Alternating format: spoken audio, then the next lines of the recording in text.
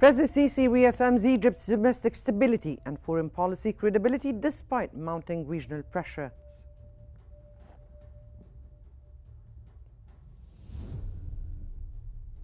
The fifth group of the 9th humanitarian aid convoy enters Gaza from Egypt.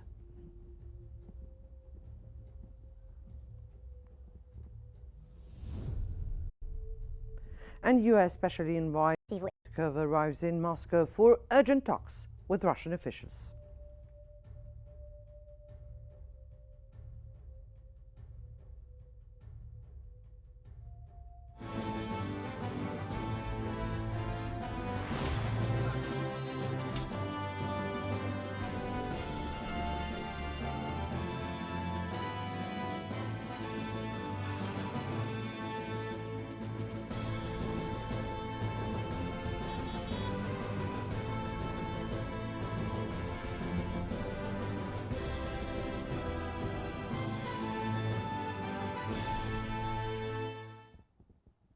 These were the headlines, the news in detail. Egypt's President Abdel Fattah al-Sisi has reaffirmed Egypt's internal stability and mediation efforts in Gaza. During a visit to the Egyptian Military Academy, President Sisi said Egypt remains stable and committed to a balanced foreign policy despite economic pressure from regional conflicts. He emphasized Cairo's ongoing role in Gaza mediation amid what he called disinformation campaigns. El-Sisi also addressed students directly, stressing responsible social media use and the importance of Arab security unity. He further praised the Academy's training of both military cadets and civil servants to face modern challenges.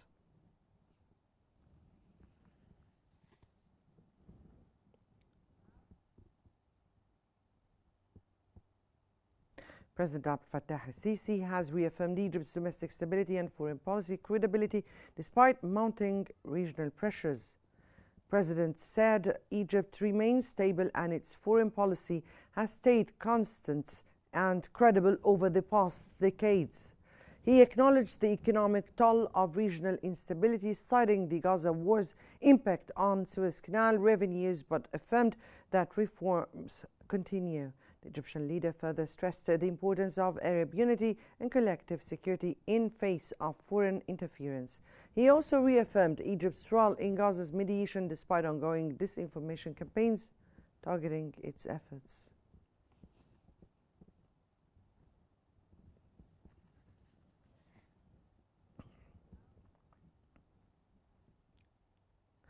President Abdel Fattah al-Sisi has approved November 1st as the official opening date for the Grand Egyptian Museum. Prime Minister Dr. Mustafa Madbouli announced the opening date and instructed all ministries and agencies to complete final preparations. The event is expected to draw global attention, positioning the Grand Egyptian Museum as major cultural and tourism landmark. The opening will showcase Egypt's heritage and mark the culmination of years of development at the Giza Plateau site.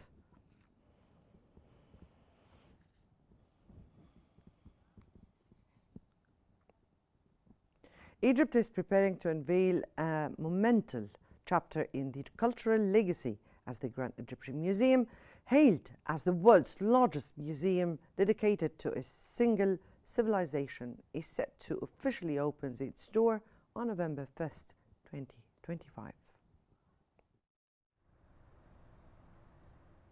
Approved by Egyptian President Abdel Fattah al-Sisi and announced by Prime Minister Mustafa Madbouli, Egypt is set to make history with the official opening of the Grand Egyptian Museum, GEM, on November 1st, 2025. A world-class ceremony is planned, with government ministries ensuring seamless logistics at airports, hotels, and roads leading to the venue, ensuring a seamless experience for distinguished guests. Hailed as Egypt's gift to the world, the GEM is set to become the world's largest museum dedicated to a single civilization, ancient Egypt, covering 500,000 square meters and including 12 exhibition halls. It is twice the size of the Louvre in Paris and 2.5 times larger than the British Museum in London. The museum sits just 2 kilometers from the Giza pyramids, offering visitors breathtaking views of Egypt's most iconic landmarks. For the first time since its discovery in 1922, the entire treasure collection of King Tutankhamun will be displayed in one place, making it a historic cultural milestone.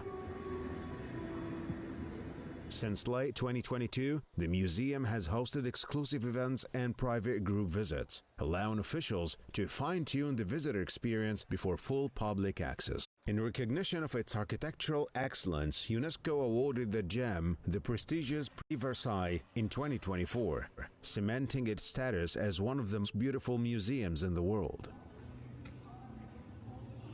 With its grand opening just months away, Egypt is set to introduce the world to a new era of cultural and historical preservation.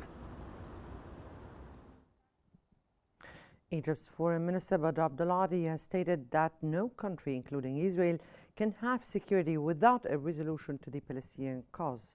During a press conference with his Greek counterpart in Athens, Abdulati reiterated Egypt's rejection of attempts to liquidate the Palestinian cause, calling forced displacement a red line for both Egypt and Jordan.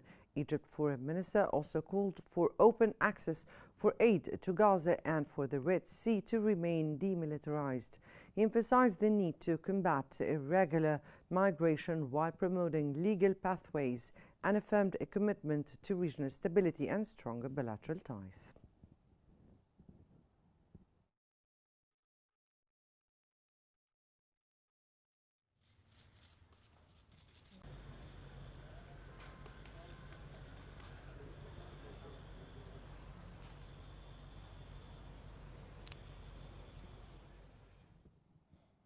For more analysis, we now move to Rana Qassasi in our newsroom. Rana. Muna, thank you very much. And for further analysis, we're joined from Cairo by the political and science professor and a specialist in regional and international security, Dr. Ahmed El Shahat. Welcome, sir, to Qnews, and it's a pleasure to have you with us today in this very important analysis. Given President Sisi's emphasis on Egypt's balanced foreign policy and credibility, how effectively has this approach positioned Cairo to mediate in the Gaza conflict amidst escalating regional tensions, sir?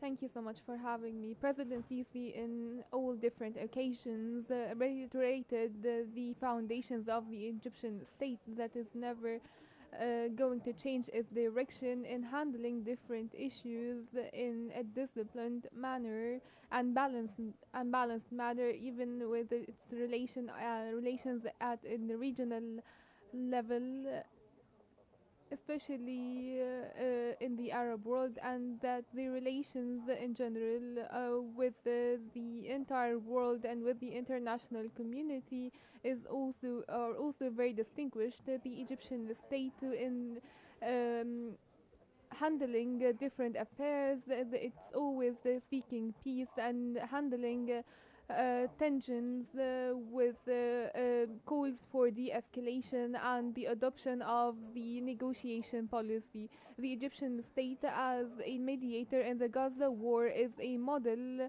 and an example in this timing. The Egyptian state has always considered the support for the Palestinian state establishment a historic commitment on the Egyptian part, as we have supported Gaza during the recent war, and we have always sought a cessation of hostility, entry of aid, immediate entry of aid in this catastrophic humanitarian situation, as the scenes being published before the international community, and it stands silent. And also with the defamation attempts for the Egyptian role towards the Palestinian cause, and there has been a lot of misleading in this regard.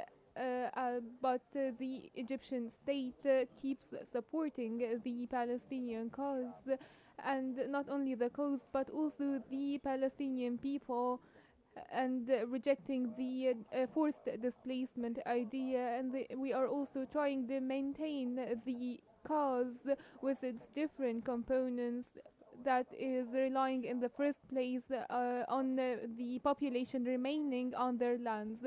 This is being done through adopting different policies, and the president stressing the distinguished relations with different Arab states, and that the attempts to affect these relations and or to agitate the tensions between different Arab states are part of the scheme to undermine the efforts, but these can be taken and employed in a positive matter to stress the Arab position and the Egyptian position on different issues, as the president has reiterated that any movements taken by the Egyptian state on an internal or external level are only to support the societal cohesion, as the Egyptian people is also giving the priority to the sovereignty and unity of the state, and in spite of all the challenges faced by the state, we were able to overcome them, whether militarily, economically, or social challenges. There has been a parallel developmental path that is reflecting now positively on the lives of the citizens, and we can see that in the high growth rates being reflected now on the ground. Sir, of course, in the context of undermining all the Egyptian efforts, President Abdel Fattah al-Sisi mentioned this information campaigns targeting Egypt's pivotal role with regard to the war on Gaza. What are the likely sources and objectives of such campaigns, and how do they impact Egypt's mediation efforts in Gaza, sir? Naturally, some people are using and building on the different tensions across the region, and here we can see again the electronic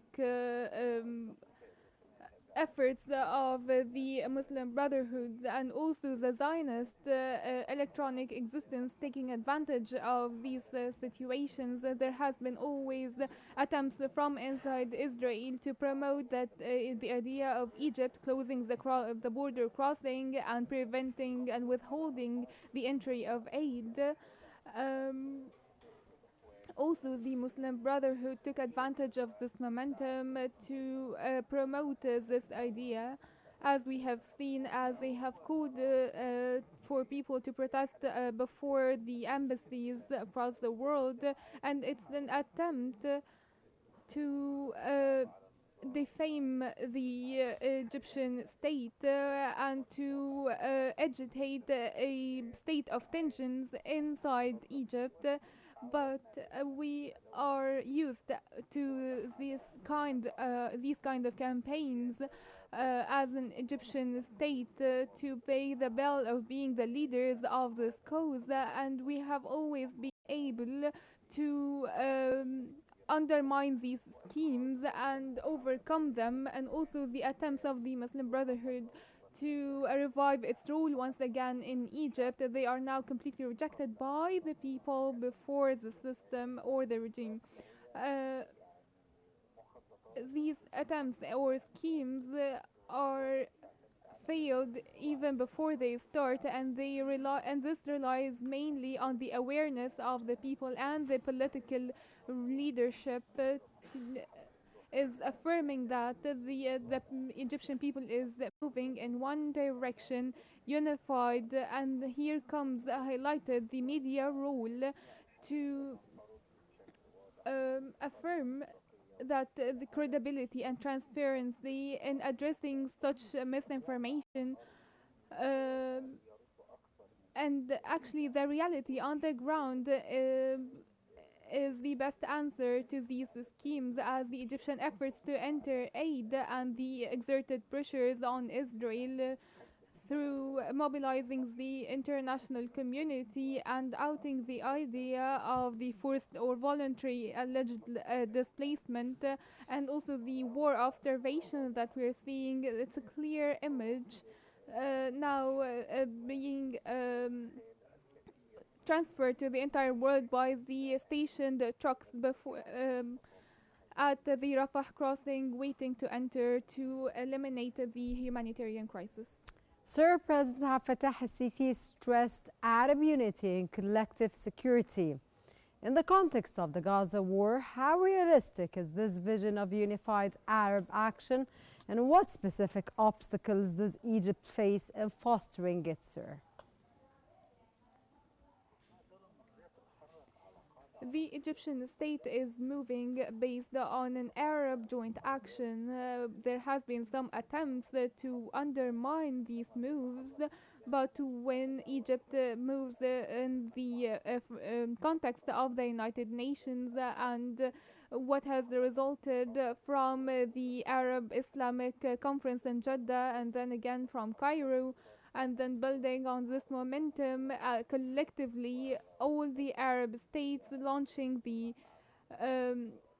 also the French-Saudi initiative and the Arab support to such initiative, reiterating that the regional unity is the condition, is a main condition for a comprehensive solution, a just solution for the Palestinian cause. The Arab stance was always very distinguished, even in the UN and in the Security Council. There has been a lot of meetings held for the support of the Palestinian cause and to condemn Israel and its actions and policies adopted. And of course, a lot of these endeavors and efforts were undermined, but the continuation of the mediation between Egypt and Qatar, and with either other powers such as Saudi Arabia, are trying to give a boost to these efforts through the idea of the joint Arab action, and they are trying to provide a political cover to rejecting displacement and to reinforce the Arab reconstruction plan launched by Egypt. All of this comes as an Arab support base. And these are some ideas, and there has been also some opposite or counter trends trying to defame these efforts, but there is a lot of consensus between the Arab states, and there has been a lot of forums for the Arab states to agree, and they are now moving unified, taking advantage of different spaces to come up with an image that all the Arab world agrees on. Very true, sir. Dr. Ahmed al-Shahat, the political science professor and a specialist in regional and international security from Cairo. Thank you very much, sir, for your valuable insights and joining us on Qnews. Thank you very much for being with us in this segment. And now we move on to the latest developments. Back to Mona Msalhi in our studio. Thank you so much, Rana, for the analysis. And now we move on to the latest developments in Gaza.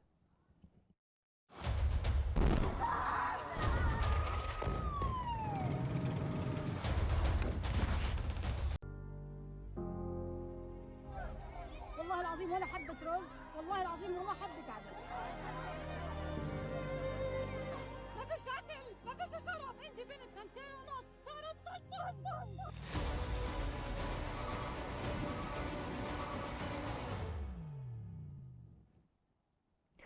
The fifth group of the 9th humanitarian aid convoy has entered Gaza from Egypt. This marks a significant milestone as approximately 20,000 tons of aid have now been delivered since the first convoy. Hundreds of trucks are part of this 9th convoy, which is a key part of the efforts to provide humanitarian assistance to the region. The convoy's movement from Egypt into Gaza is a crucial and continuous process.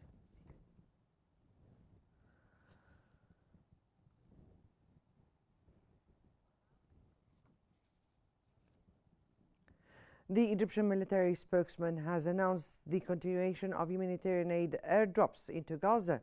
He said that over a 3-day period, 12 military transport aircraft departed, carrying significant quantities of food supplies. These airdrop operations are specifically targeting areas within the Gaza Strip that are difficult to access via land routes. This ongoing efforts highlights Egypt's commitment to providing crucial support to those in need.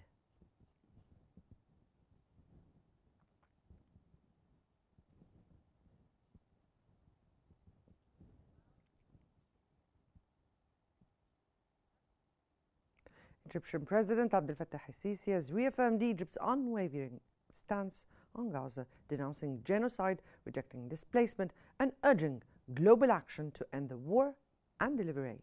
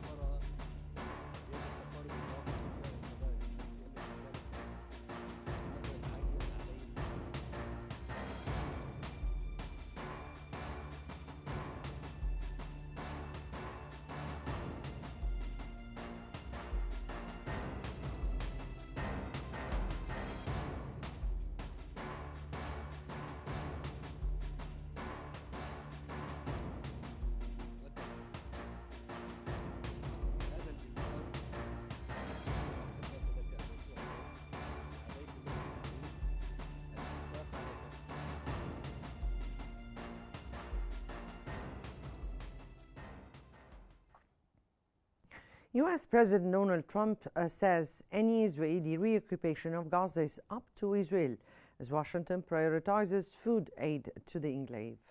President Trump confirmed the U.S. is focusing on delivering humanitarian aid to Gaza, citing a $60 million food assistance package.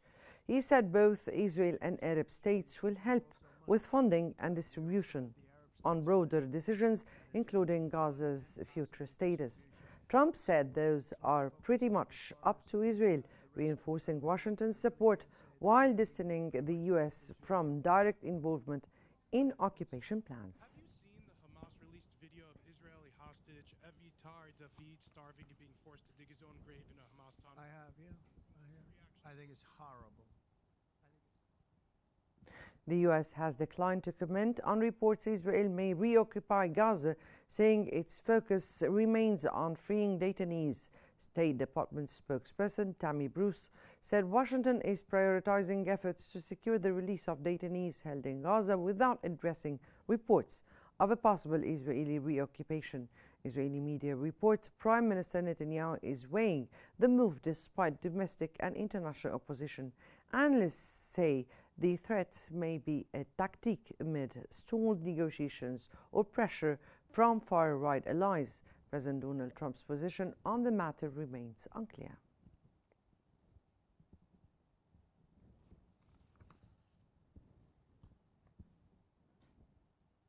Palestine's UN envoy Riyad Mansour has renewed calls for an immediate ceasefire in Gaza, condemning Israeli war of massacres and starvation. Speaking at a UN Security Council meeting, Mansour rejected all inhumane treatment, particularly of captives, and urgent humanitarian access. Nearly 670 days into the conflict, Mansour called for an end to the war, a full Israeli withdrawal from Gaza, and support for Palestinian governance under the Arab OIC peace plan. And I am grateful for all of my colleagues, members of the Security Council, who have stressed the need for an immediate. Palestinian medical sources say 18 people have been killed in Israeli strikes on Gaza since early Tuesday. 7 people were also killed in Israeli airstrikes targeting Gaza City, Al Zaytun, and Al Shuja'iyya neighborhoods. 2 more Palestinians were killed in an Israeli attack east of At-Tufah neighborhood. The overall death toll in Gaza today has risen to 18 as Israeli bombardment continues across several areas.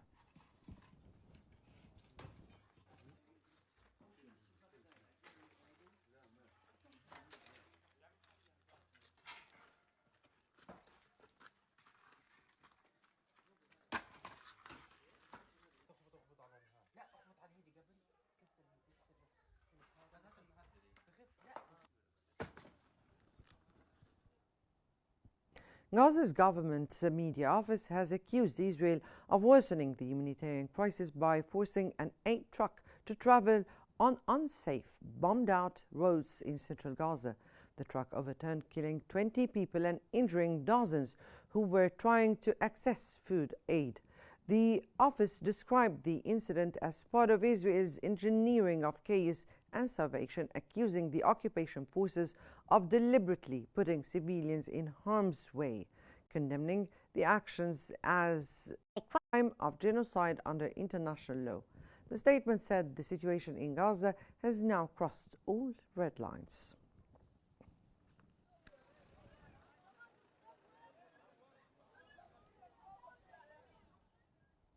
At least 135 Palestinians have been killed and 771 injured in the past 24 hours across Gaza. According to the territory's health ministry, among the dead are 87 aid seekers and 5 individuals who died from starvation, raising the total number of hunger-related deaths to 193, including 96 children. Since the war began on October 7, 2023, Israeli attacks have killed 61,158 Palestinians and injured 151,442. The number of aid seekers killed since the controversial aid distribution system by the GHF was introduced on May 27th has risen to 1,655, with over 11,800 injured.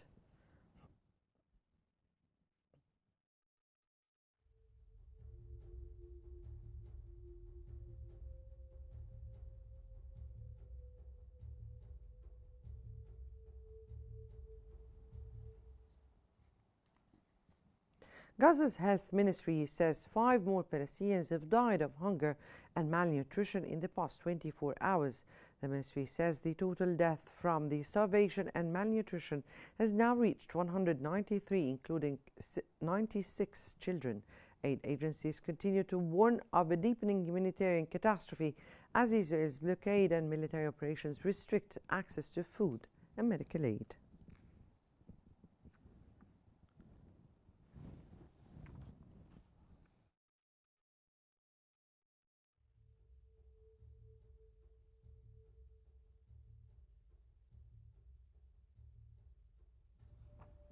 U.S. Special Envoy Steve Witkoff has arrived in Moscow for urgent talks with Russian officials ahead of an American ceasefire deadline set for Friday.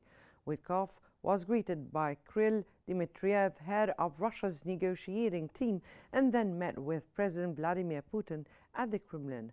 This marks Witkoff's 5th trip to Russia this year as part of the Trump administration's push to end the Ukraine conflict.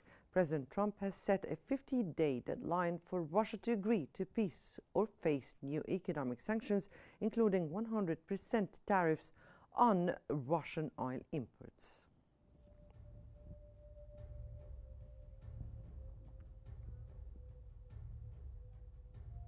Well, that brings us to the end of our news bulletin. Here is what we've been covering. President Sisi reaffirms Egypt's domestic stability and foreign policy credibility despite mounting regional pressures.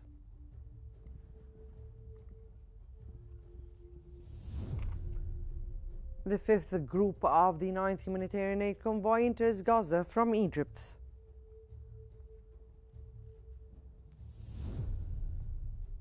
And U.S. Special Envoy Steve Witkoff arrives in Moscow for urgent talks with Russian officials.